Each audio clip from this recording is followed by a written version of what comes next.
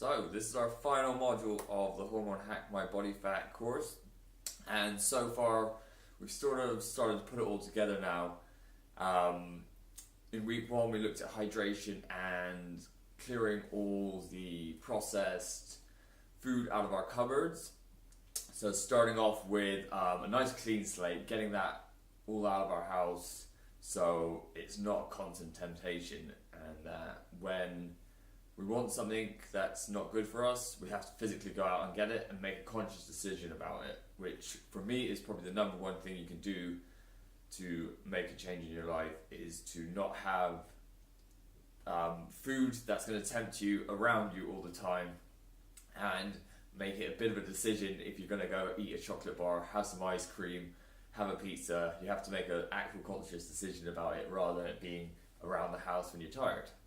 In week two, we looked at breakfast.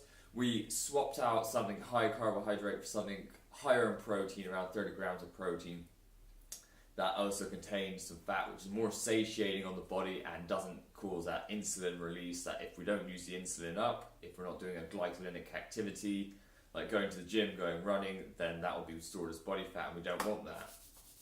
In week three, we looked at GLUT4, so glucose transporter type 4, which is doing 90 seconds of exercise in an hour window before or after eating food. And this causes the muscles to open up, take in some of that sugar, that insulin, and use it as energy rather than storing it as body fat.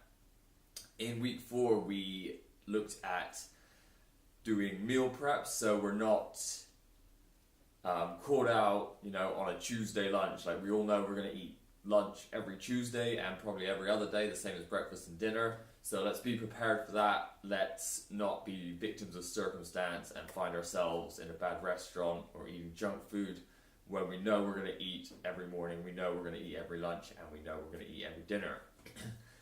That's not to say you can't have, something here, something there, like going out for a nice meal, going out for a pizza, but just trying to not let that rule your life, and be surprised that when lunch on a Tuesday comes around, that if you don't have anything, I've got to go get a Subway, eat fresh. Don't let that be you. Week five, we looked at low intensity steady state cardio, and we looked at doing that in the morning after we've hydrated, after we've cleaned our teeth, had a little coffee, and then going for a 30-minute walk just to start mobilizing body fat. The body is in a fasted state when we wake up in the morning. It's why it's called breakfast, because you're breaking the fast. And that just really starts up in the metabolism and starts utilizing some body fat, because we don't have any glucose normally left in our bodies when we wake up if we've done an 11 or 12-hour fast. We've eaten at 8, we've gone up at 8 or around that. This week we're going to look at meditation and sleep. It's the final little piece of this 6-week puzzle. One of the hormones in our body called cortisol is our fight or flight hormone, which is produced more when we have stress. That is a fat promoting hormone. Sometimes if you can't shake the last bit of body fat, when you're trying to lean down to your natural body weight, it can be because you've got external stresses in your life, be that from a job, be that family, relationships, and getting rid of some of that can often be the last key to the puzzle of losing that extra bit of weight, that extra bit of body fat. And sleep as well. So not getting good sleep has shown that it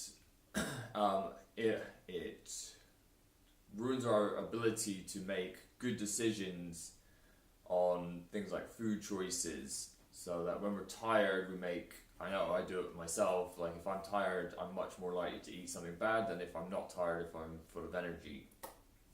So what I want you to do this week is download the Calm app. It's free on Apple or on Android, and do their 7 days of calm. So it's 10 minutes each morning. I like to do 10 minutes in the morning when I first wake up. I brush my teeth, I drink some water, I do 10 minutes meditation, I have my coffee, and then I go for my walk to get that sun on my body, although in England that's rare. So yes, download that Calm app, do the 7 days of calm, so 10 minutes in the morning. I also do 10 minutes at night as I go to bed.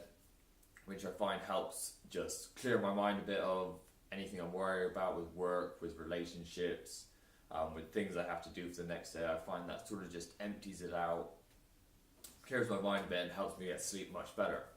So download the Calm app, take a screenshot, and post it in the Facebook group, and I'll check back with you in a week to see how we're doing and how we're putting this all together. Alright, have a great day.